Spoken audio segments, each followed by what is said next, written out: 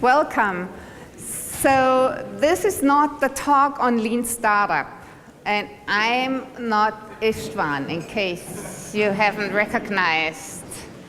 So my name is Jutta Eckstein, and I'm an independent coach, consultant, trainer based in Germany.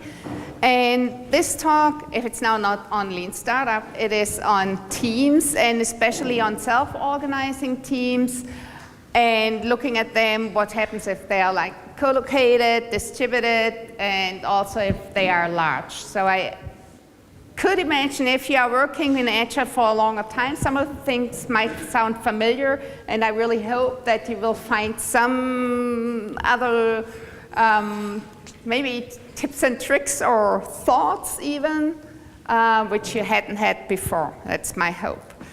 That's my marketing and sales slide. So we have done that, and we get started. And only if I switch this on. Okay, now it's working. Very good. Yeah, so this is my little agenda. I first want to look into what do we need in order to build a self-organizing team. So of course we can just get started saying, we put these people together and now just self-organize yourself. And most of the time this isn't really working. So I want to look into this just in general. And I also want to look into this topic that's often a big issue against self-organization, which is multi-projecting. So a few words on that. Then team maturity stages and collaboration is the next topic I want to look at, and then large and global settings for teams. And I want to do a little time check. Actually, I hope to talk to one of the officials before. I know that this session ends when the next one is starting, which makes me always feel a little bit nervous because I think there needs to be some time for setting up and so on. So I probably have an hour from now, I assume. So that Mike has some time to set up here and get started. Okay, so if nobody objects to that, that seems to be right.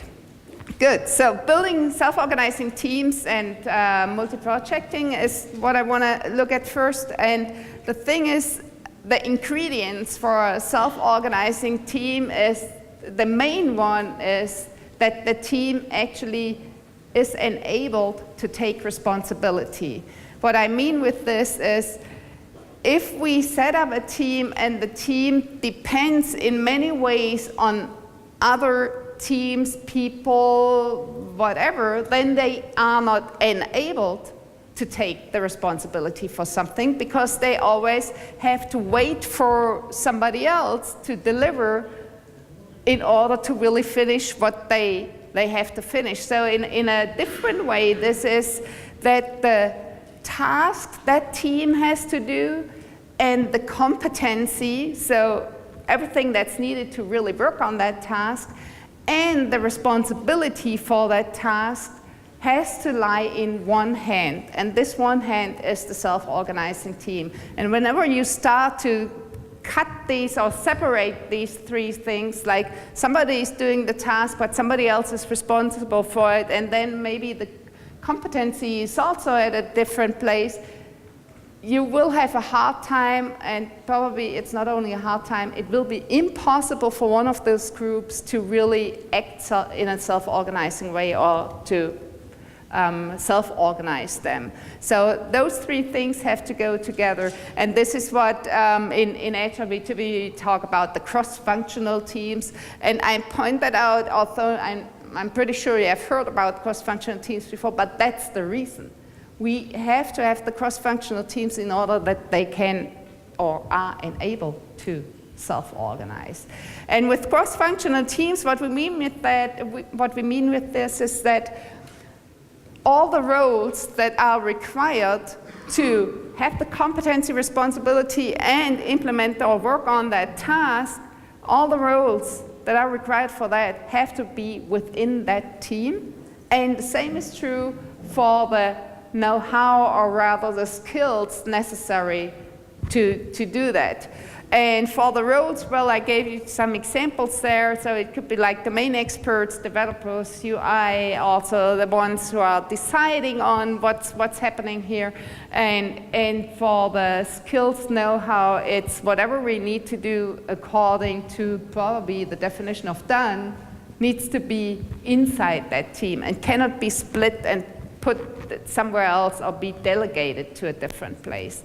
And it could mean we don't have that know-how or the skills necessary, so this means we have to gain it. So that's fine too. So we learn all that stuff. So it's more like an integrated perspective than a separative, which enables us to take that responsibility. Yeah, and only then we are able to organize ourselves.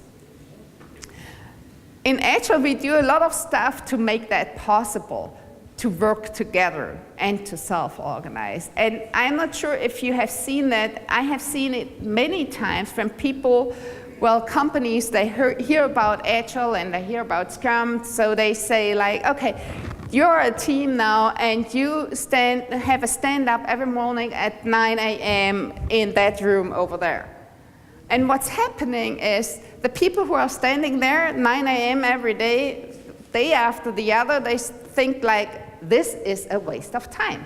So they're standing there and then the one guy, well, let's see, like you are telling what you're working on or even what you achieved till the last day and what's in your way for achieving your next thing. And to me, this is completely meaningless because I'm working on something different. And the same is true for you, right? And the point is just standing together doesn't make us a team. On the other hand, if we are working on the same thing, having this in mind, the competency, the responsibility, and the task is in the hand of the team, then it is meaningful what we are sharing at this daily stand-up. So having a daily stand-up by itself doesn't make us agile and doesn't help us to self-organize, but on the other hand, if we have that joint goal, it does help us. And the other things are helping too. Again, if we have that joint goal, if we are jointly estimating these tasks, if we are doing the planning together, if we are, for example, pair program, all of these things are only possible if we have the same goal. If everyone works on something else, then it's a group of people who can never manage to self-organize. And again, if we do that, then we gain something that's called a higher competency within that group, which also means we can help each other, we can learn from each other, and the learning can be on the business, on the technology, sometimes even like minor things, minor in quotes, like the working with specific tools. You probably have seen that as well and experienced that. You are, for example, in a meeting and somebody is using, for example, Excel, and there are often two things happening. The one, at one time you kind of roll your eyes and think, oh my gosh, is there a way to work with Excel in a worse way than that person is now using that tool? So can it be any slower? And sometimes just the opposite is happening. So, oh, what kind of shortcut was that? He did that so quickly, so how did he do that? So also like handling of tools is often a big thing too. Yeah, and with that bigger competency, we can also deal with absences much better. So if like a person is missing from the team, we just help together in order to fulfill that gap. So because that person is on holidays or maybe is sick or something like that. So that's I would say, the foundation, what we covered right now. And then there are some few other things with it. And the first thing I want to talk about is I believe, is that true? Is the Scrum Master. And maybe you remember what I said when we had the, how was that called? In the morning when we announced our topics, that the Scrum Master is not always the one helping the team to self-organize. Of course, the core idea is that the Scrum Master does exactly that, because it's one of the goals of Agile, and therefore the Scrum Master has to help us to get more Agile, understand the process, and all of that. So it's even like, hearing about impediments and therefore ensuring they're out of our way and we can do our work as a team. However, if this is something we are getting used to, we as the rest of the team, except for the Scrum Master, this means we rely completely on the Scrum Master and we never take the responsibility to do this ourselves. And therefore, we will never manage to self-organize. It's always like, okay, I don't have to think about this because there will be somebody who will do the thinking for me.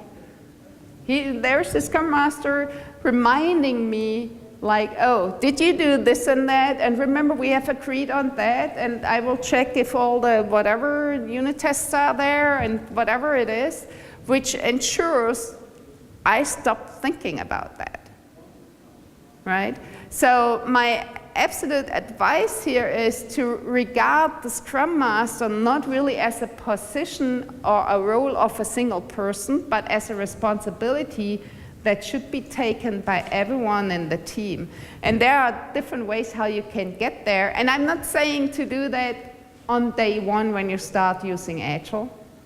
On day one, you have probably different problems. But if you really want to become a self-organizing team, you have to work on, and I really mean that, you have to work on or work towards getting rid of the Scrum Master.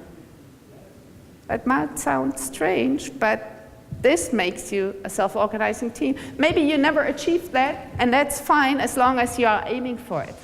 And aiming for it, it could mean just like, okay, we have these different meetings and we take turns in organizing them and being responsible for whatever, leading a retrospective or so. And it can mean we take turns in general who is in that, taking turns in general and taking the responsibility for everything a Scrum Master does, and by, in this way, creating the awareness of, okay, what do we have to think about in that role? And maybe then I think also about this when I'm not in that role, right? So just moving a step ahead, and it might be inconvenient at first, but it helps you to make that step becoming a more self-organizing team. Different topic now. The different topic is on multitasking, which is really a big thing, I believe. So the first absolute recommendation, or maybe it's a requirement, every individual should work exactly on one team only. And maybe this is obvious for a lot of Agile people, but for people who are starting with Agile and for people not being Agile, this is often the biggest challenge. Because most of the companies, they think that, well, there are people who have some slack time maybe, and therefore they should work with that other team as well, or they are so special in their expertise that we have to use that expertise in this team and that team and that team and this team. And therefore, there's no way for that single person to work on a single team, which also means those teams don't have the competency, and remember, responsibility and tasks in the one hand. But they're like visitors going back and forth. And most often, if you are set up like this, I would assume there are no teams, really. There are only individuals jumping back and forth around projects. And so the problem with this is, well, as soon as people have to switch between different teams, meaning also different projects and tasks, the thing is happening that there's always somebody, I can only say it this way, shouting at one, if it would be you, oh, what I need to do is way more important than what you are working at right now, right? So can you just leave that for a moment and work on my project now? This is really, really, really so important. And if you don't do that, maybe I get a little bit louder and then even louder, and then I'm jumping up and down in front of your desk or so. So this is often what's happening, and it means that now, still sticking with you, you have to leave what you were thinking about and working on right now, start something new, which is a task switch, and these task switches, according to research, takes at least 30% of the productivity away. And I always wonder, are we so productive in those organizations that we can afford this? To waste all that time? And I understand the idea. The idea is that, well, this has a higher priority than the other thing, and maybe we forgot about that at first or whatever. So this is why somebody has to work on that now. But we are losing way more than that we are gaining. And this is a big, big problem. And therefore, the requirement is, again, everyone works exactly for one team and can stay focused during an iteration. And the iteration, well, maybe, and I had that too, we were not able to keep the priorities at the same level for a long time. So we had to shorten the iterations. But so like which I went to one of the talks today where they said they have 3-week iterations. So that maybe it's not possible because things are changing too fast. Maybe you need 2 weeks, maybe you need 1-week iterations. But ensure that people can stay focused during that time and are not like the example I made with you, like I'm dragging you out and you have to work on something else. So keeping the focus is what makes teams productive. And I want to make something else, hopefully a bit clearer, what I mean with the multitasking, which is, I believe, also very bad for the business. And bad for the business, that's really weird. I would like to stand there, but I'm afraid. Okay, I have a very, very simple example, and it's oversimplified. I'm sorry about that. Imagine we have 3 projects. This is project 1, 2, and 3, right? And they all take, we make this really easy, they all take 3 months. So if we work on all of them at the same time, so the multitasking and multi-projecting and all of that, that would mean, again, I know I'm oversimplifying here, that would mean all 3 of them would be done after 3 months, right? So this is when we are done. This is the way we were working on it. So it's 1, 2, and then the 3 months are over. However, if we would work on one project after the other,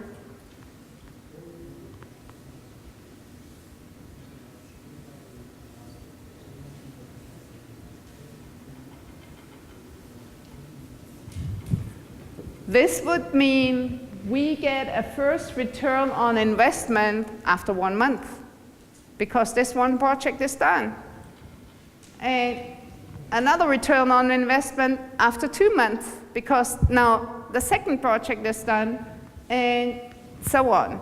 So it's even, if you look at it from a business point of view, it makes more sense to really prioritize, even in your portfolio, and not starting to work on several projects at the same time, but rather finish one after the other, because you're making money if you do, and you're losing money if you don't.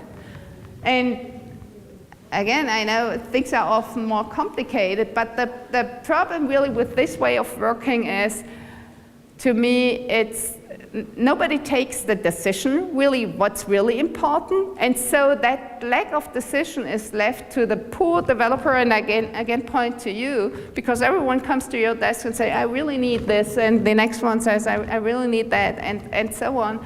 And it's really up to you to decide what would you work on. And I'm not sure if you are then in that position the right person. Maybe somewhere else we should make that decision, which will make the money for us, really.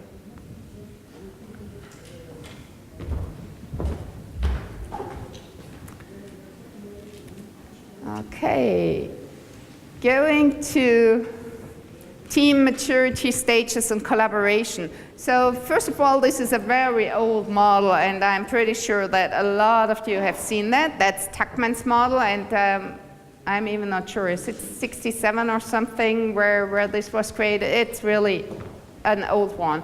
It's about a team getting together, needing some time till it really gets productive. And the different stages, I really don't want to go into detail with that, but still, just as a reminder maybe, the different stages are the forming, the team is getting together, so it's not a team at this point in time, and then a storming is happening where we come up with how do we actually collaborate here, then the norming, we all accept and agree on our way of working, and then finally the performing, we are productive.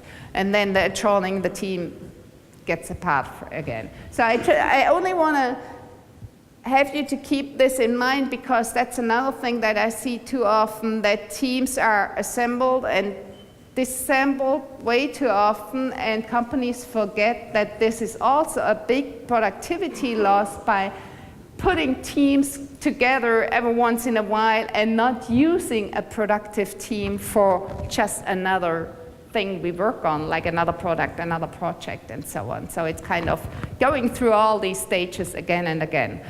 And that's kind of my main point here. The other point is that in order to go through these different stages, there are also things that can help us to get more productive. And the one thing I want to start with is also something you can use even if you're a productive team and you're starting working on a new project, which is the Agile chartering, which I believe is often forgotten or ignored. So we know we need a joint goal and stuff like that, but maybe we need more than that. Maybe we need exactly our rules and how we work together, the development with the business, the development team within itself, and all of that. So we need to agree on our way of working. And the book where you can look up and know more about that, that's the Lift Off book by Diana Larsen and Anthony Neese. And what I find really important is what I have hopefully highlighted, yeah, I think you see that here too, is that Agile Charter, that's kind of the result, or well, maybe it is the starting point for your journey when you are working together, because it's really more an activity. The chartering itself is the thing that brings you together, and not so much the document that's created there. And I just want to ensure you go back to that and maybe keep this in mind, that there's more to it than just, okay, now let's get started with this project. Another thing that helps us to get more productive, surprise, surprise, are retrospectives. At least I would hope so. That's what they are for. And one thing that we want to have there in the retrospective is that really everyone is heard, because everyone has an idea how we can get more productive and how we can learn from one from each other, and what are the practices that are helping us, and what maybe do we need to do differently in the next iteration, and all of that. And actually, now that I just went to Ed's talk before this one, this reminded me of something that I forgot, which is not on the slide. So a colleague of mine who wrote a book on retrospectives last year, published it last year, he added something to retrospectives which I find is really important. So he says, so whenever you do your action planning, come up with a hypothesis and say, with this hypothesis, what kind of change do you expect from this action? Because it's not only about implementing those actions, it's also about, do they result in that change you hope for, or maybe those actions result in something completely different, which you don't want, but you still kind of succeeded because you implemented that action, but this is not good enough. So adding a hypothesis to why you want to do something, what you want to achieve with it, is really helpful here as well.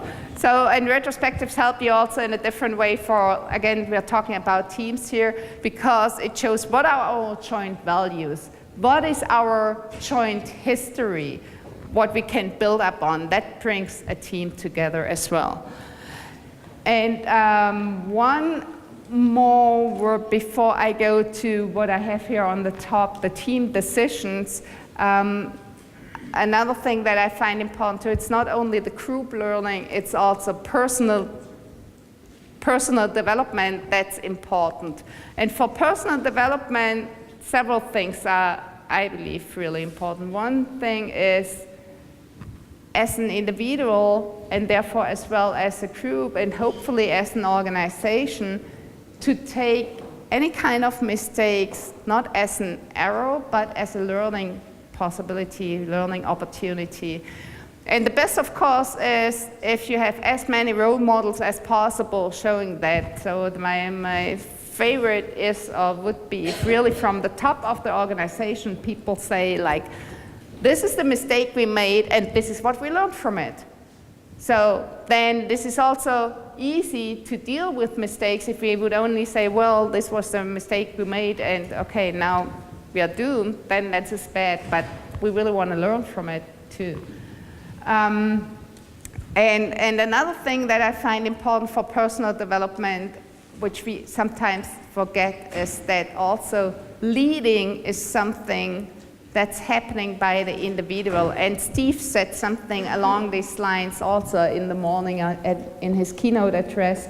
The point is, well, we sometimes think the manager, the Scrum Master, the product owner, whoever is the one being in the lead. But actually, at many points in time, these are completely different people who are in the lead. And it's really, leadership is in the hands of everyone who is working on something. And the leadership might be really in different ways, like leadership according to the architecture we are building, or the leadership in terms of what kind of tests we are creating, or how we deal with the tests and all of that. So the important thing is to be aware that we are all leaders. There isn't anything like only this class of people are leaders. Everyone is a leader here.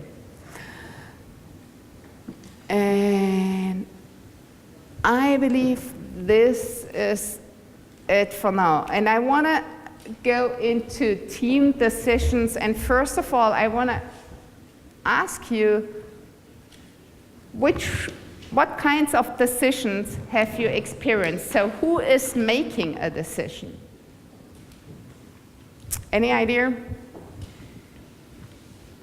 Just in a general way. Yeah?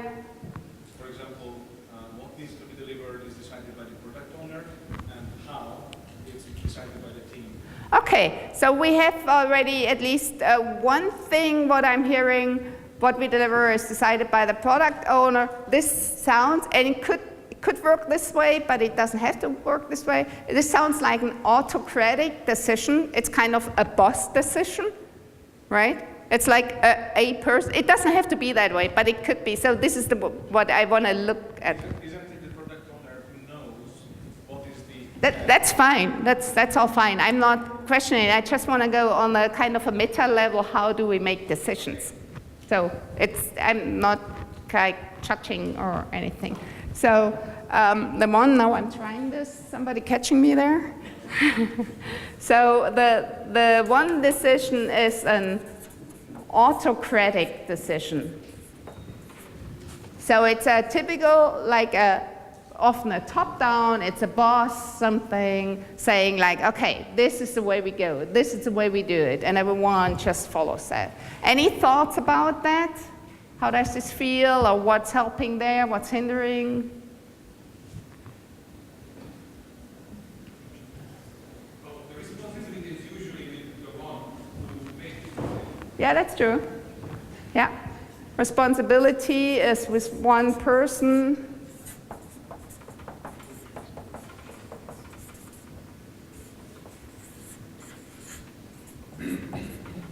Very often this is very clear. It's obvious who makes that decision. It's not like we are questioning it or talking a lot about that or something like that. Often it's also quicker than any other kinds of decisions. And maybe I leave it at that for now. Oh, you have something, sorry. Okay. No, that's a question rather. You seem to be equating a decision made by a single person with an autocratic decision. Do you think it's necessarily an autocratic decision whenever it's made by a single person? So the question is if it's always automatic and autocratic decision if the decision is made by a single person. And at the moment I would say yes. Maybe if I sleep over it or think about it for several hours, I come up with a different answer. But at the moment I would think yes, it's always autocratic because it's a single person there. And if you think about now staying with this, like on this top level, what other kinds of decisions do you know? Consensus. Consensus? Do you want to say something about consensus? Where everybody agrees. Exactly. Oh, yes.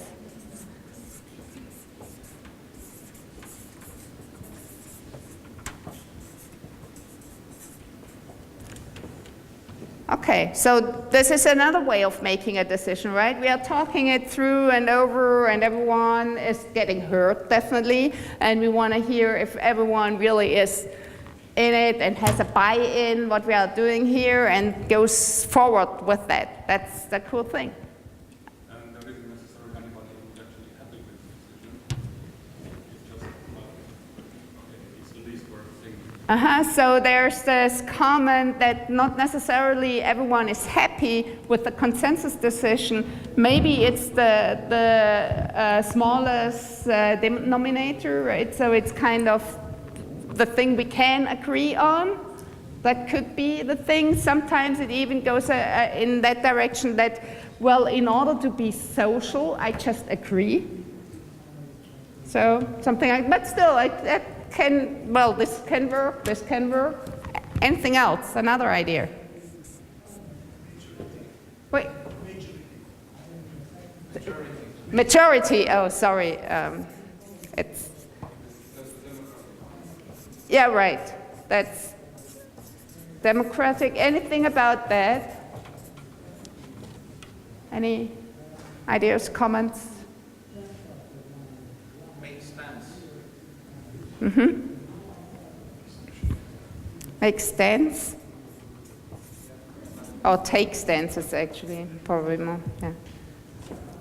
That's okay. Yeah. The big problem with majority democratic decision is what's happening with the minority? Yeah. The point is minority is ignored. So they don't have any say, really. So if I think about democratic elections, the votes that are counted later on, it's only the one from those, right? So, and that could mean that if you make a decision by, it's not me. If you make a decision, a majority decision, that you have a group of people who will work against that decision because they feel ignored, right? And then we have another one. Any ideas? Like we are forced to do something. Say it again. Like we are forced. Enforced. Enforced can be like an autocratic, actually. Convinced. Can probably maybe happen everywhere. So the thing, and this is now, I should have put this the other way around because now it's further down here, which is called a decision on, this is the phone,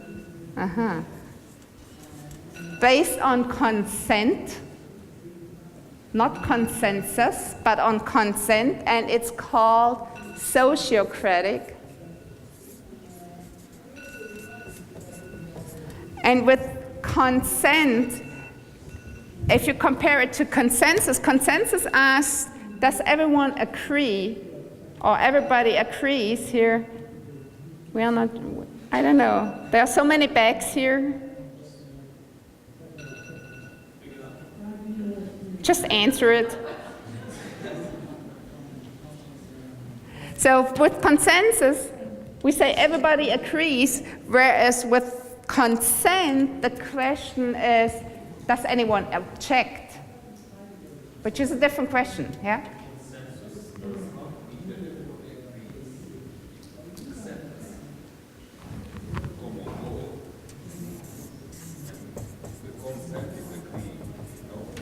That's okay. The point here is with consent is nobody objects.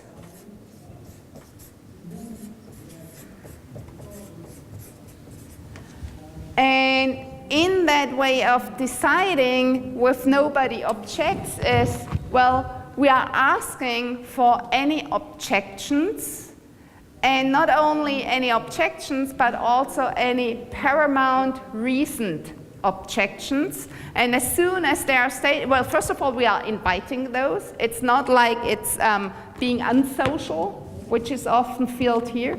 We're inviting those because we believe this will make whatever we decide upon better. It will improve our decision.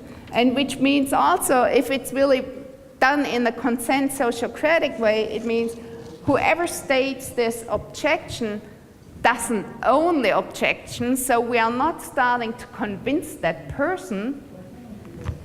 Instead, as soon as it's stated, the objection is owned by the whole group.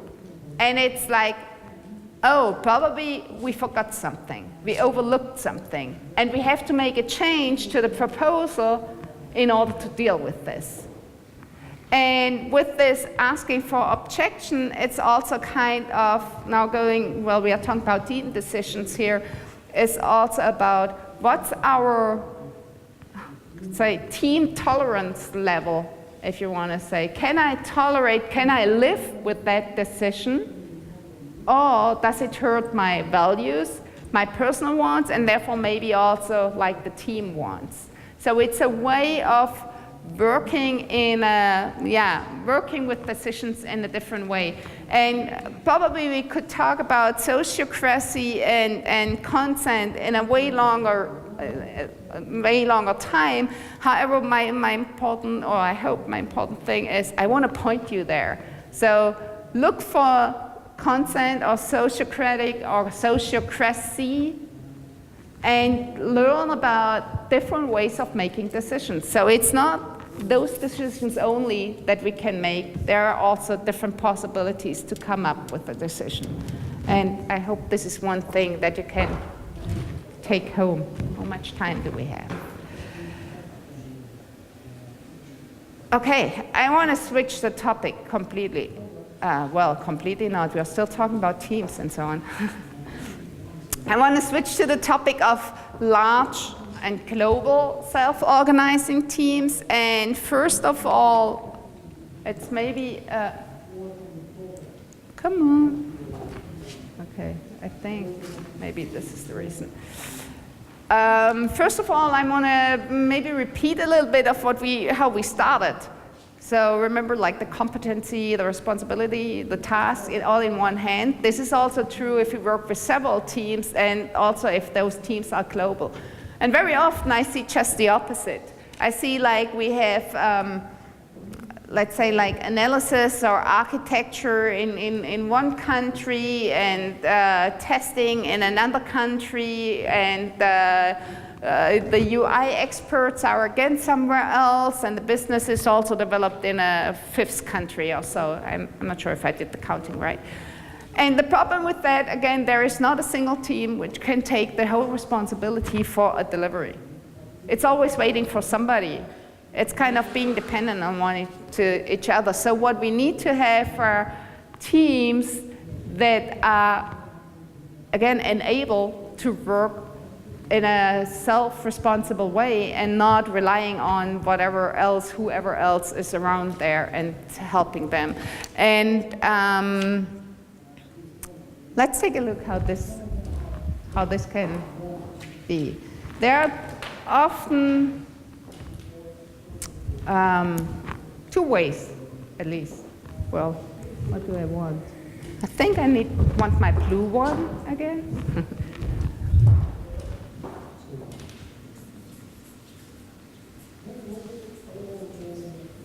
So here's a team, and there is a team, and we have another team.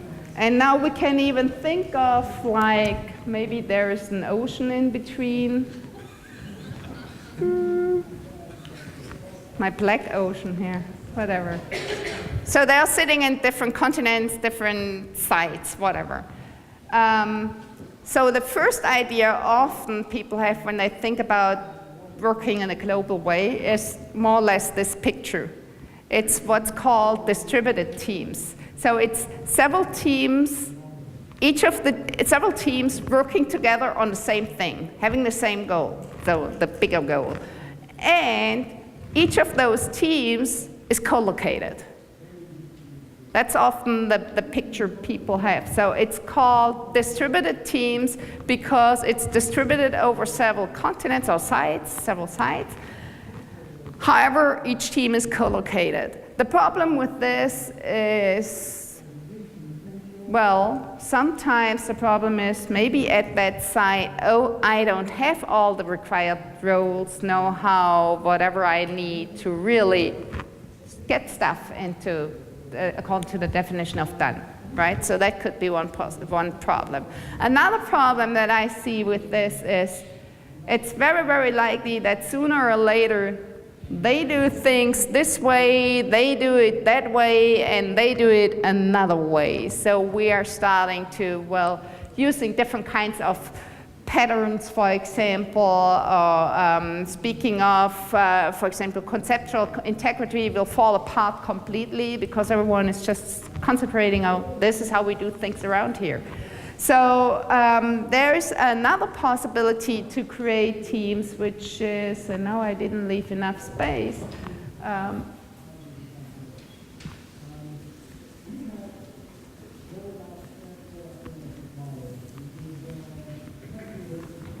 And that's another way of creating a team, and this kind of team would be called a dispersed team. So it's a team that's distributed in itself, which is different than distributed teams, which are still co-located, right? Very often in the projects I'm working on, we have both kinds of things, so just to say that. However, the dispersed teams, at first glance, you might think, oh, this is a stupid idea. We all learned that teams have to sit in one room and being close together and blah, blah, blah. But you also heard about that other thing. Maybe it's not possible to really create those cross-functional teams because we don't have the people there. And also the conceptual integrity kind of thing might be a big problem too. So that's why dispersed teams are often not the worst decision. So these are the different, actually the kind of simple dispersed team you might have is people working from their home office. That's also a dispersed team, though there doesn't have to be like an ocean in between. So that's my kind of a basic assumption here about working on a global level. Now I want to dive a little bit deeper into conceptual integrity and the problem maybe with that. Yeah, maybe it is a problem. The thing you might remember from whatever Scrum school and so on is that we are talking always about, well, I use that term now, about feature teams. Teams that are focusing on creating a business value. So that's the important thing. We want to create the business value in order to make the customer happy. Now, if you think about, well, we have here 4 teams, I can't even count, we have here 4 teams, and even if maybe you have 10 teams or even more, if each of those teams is focusing on creating business value, you might have a problem. Because nobody will watch the architecture, really. And again, things like conceptual integrity might fall completely apart, and we are creating features after features, but everything that's more technical related might disappear or might be forgotten. And whenever I get asked that question, so Jutta, in that setting, that's fine, we're focusing on business value, where's the architecture here? I can only give this typical consultant answer, and you all have heard that. It depends, right? And I start looking into what does it really depend on? And I want to show you what I believe it depends on. At least this is how we implement that in several projects. So the dependency on how you support the architecture over several teams is the complexity of the stuff you're building. And the complexity, again, is something that's maybe a little bit vague. So I try to, where do I start? Maybe like this and like that.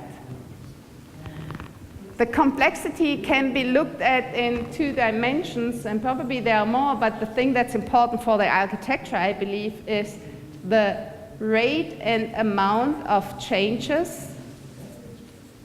And there might be few, and there might be, let's say, massive.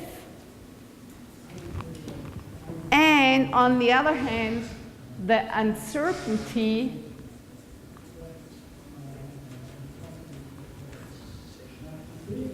that could be high or low. And the uncertainty regards like the technology we are using, or also the business we are implementing. Maybe it's the first time we are doing something like this, and therefore we are not sure, and we learn from our customer every day something new, and that's why we are really very uncertain of what we are doing here. And if we are looking at complexity and at the system this way, we find out that we have here few changes. We are very certain. We are talking about a stable system. We know pretty much what we are doing, and probably this system is around for a long time. So there is a change every once in a while, but, well, it's also uncomplex here. And on the other hand, now that I say that, here we have a very complex system. Things are changing all the time. We don't really know where we're heading. We don't know the technology. We have problems understanding the business, whatever it is. So things are fluent, changing all the time. And then maybe this is a bit too way down there, but well. And this in between is adapting. So it's all like mediocre changes, uncertainty, kind of we can't deal with it, but we have to do something about that. And now the question again was, how do we deal with architecture if we are focusing on business value only and we have those business feature teams? Remember, that was how we started. So let's start here. If we are in a stable world, a typical answer for that is one that could be, we have something like a chief architect. It's pretty stable, it's not a lot to look after, but every once in a while we need to have a decision and we need to ensure everyone understands the architecture, so there's somebody ensuring that. So that is one idea, or one thing that we are implementing. Another thing that we are implementing, and typically it's either or, either we have a chief architect, or we have, like in every team, like one person taking responsibility for architectural decisions, and that's typically what's better known as community of practice. So those people who are wearing that hat for the architecture, they are coming together every once in a while when it's needed. So when we have to make a decision here for our stable system, when we have to make a change in the architecture, then this community of practice is coming together. So in a stable world, we have here a chief architect or a community of practice, COP. If we are on the other extreme, so if we are in a really highly complex area, things are changing all the time, remember, then what we need is a separate team dealing with this. So we have another team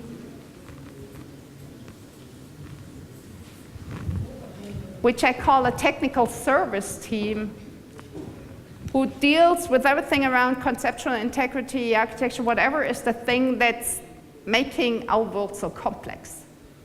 That can be, for one system, it could be everything around UI. For another system, it could be everything around databases. For another system, whatever it is that makes our system so complex and where we have all those difficulties, uncertainties, changes.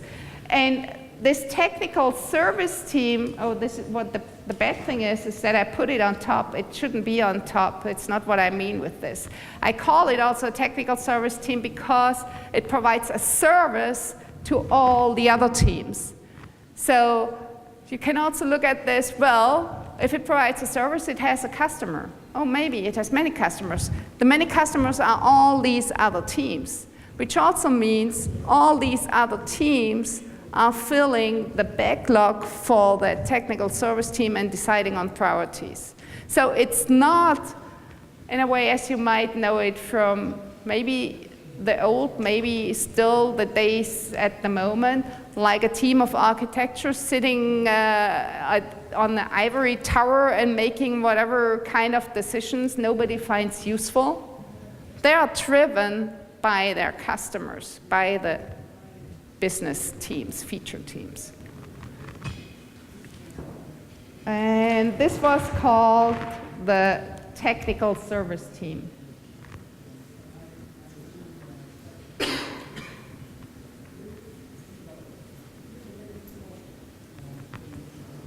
And then the last one, if you are in adaptive area, so kind of mediocre changes every once in a while, but not as few as here, and uncertainty kind of in between as well. Then we also have the support needed, which is in between those two, which are typically more like a technical consultants that we have here.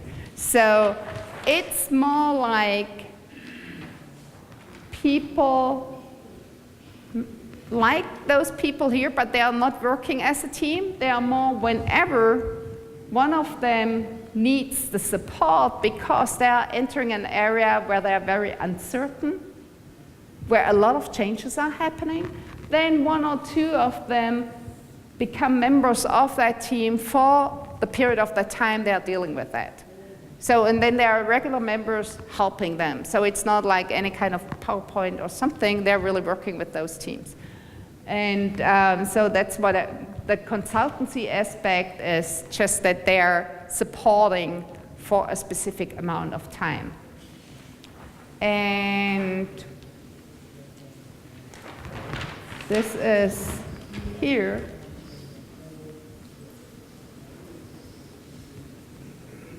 And now I said specific amount of time, which most often means, and now making this picture even less readable, maybe, is that a typical time frame is this. If we are starting on a new product, maybe we are very uncertain. We don't really know what's going on here. Maybe we really need a lot of support from the technical side, and therefore we start with a separate team focusing on that, ensuring that everyone else can focus on the business value, and that we can use that for all the other teams. And after a while, things are getting more and more stable, so we are more in the adaptive area. So these most often it's the same people, the technical service team people, we don't need all of them anymore. Maybe we only need 3 of them anymore, or 5, or whatever. And they provide consultancy service whenever a team needs that. And then if we are even getting more stable, then they become just regular team members and are part of every normal, regular feature team. So this is kind of now, speaking of large teams and how we can support both the business value plus conceptual integrity. And most often we forget the one or the other. So if we work like kind of in a non-agile way, it's the focus on the components, it's more on the technical aspect and not focusing on delivering the business value. And if we are looking at the business value only and having like these feature teams only, then the architecture is often the kind of the problem because we ignore it too much. So this is, I think, all I wanted to offer. So we still have a little bit of time, and here it is. I just want to check if this is true. Yeah.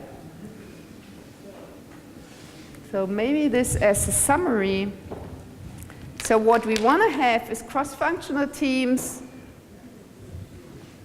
being able to self-organize. So all the roles, competency, responsibility within that single team. And then we want to have the feature teams. Oh, we didn't talk a lot about the product owner. Not at all, actually, but maybe it's because it's not any different than what you have kind of learned. So if we are in the large, it must be obvious that every team has somebody saying what's the most important thing to work on, just as you mentioned before with the autocratic decisions, right? And then we talk about the distributed and dispersed feature teams, and at the end right now, it was kind of the conceptual integrity that technical service teams might help us to ensure the business value. And then there was this other thing, and maybe I show you that again, the different ways of making decisions, and maybe you want to think of looking at another way of making decisions based on consent and sociocratic. And I want to come back to your question about, like, is the autocratic always, no, is a one-person decision always an autocratic decision? And I still would answer this with yes. However, if you make a consent sociocratic decision, like, for this thing we want to decide upon, we trust you that you make the right decision. It's kind of a mix, and this is what sociocracy is as well about. So it doesn't mean we always decide on consent. It could mean we decide, depending on what we want to decide upon, this is now more consensus, maybe it's a maturity, maybe it's an autocratic, whatever we think is meaningful. So then maybe my answer would be more like, yes, and it's still also that, right? Okay, we have a few more minutes for questions. Yeah? There's a microphone coming. The microphone is not on. No? Yes. Mm-mm. Mm-mm.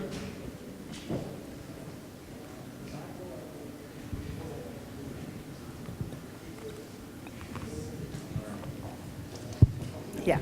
So I'd like to get back to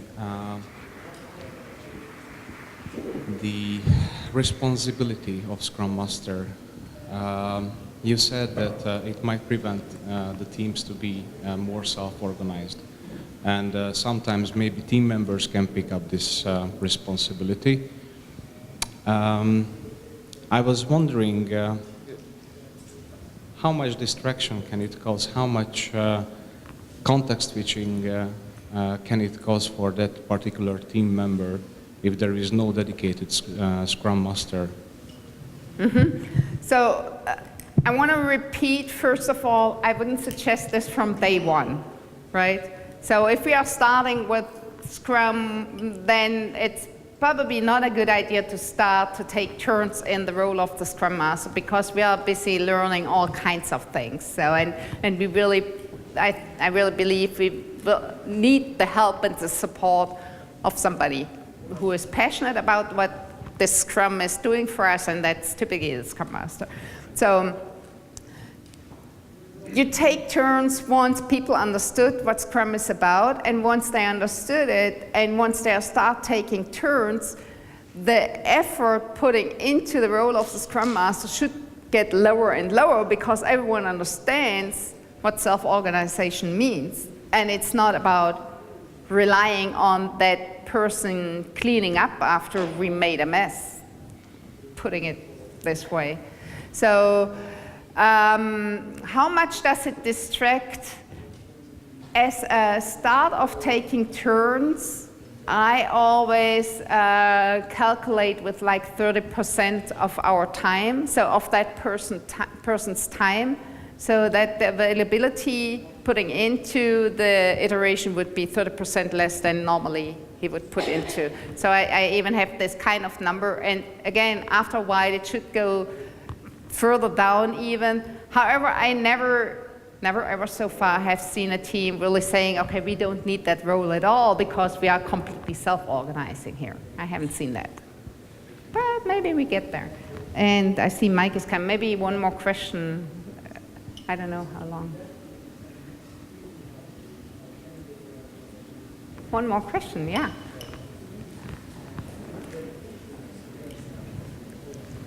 My question is, what can help teams to get from a very command and control situation today to really start on that road? You said that it's like doing daily stand-ups is not enough, and I agree.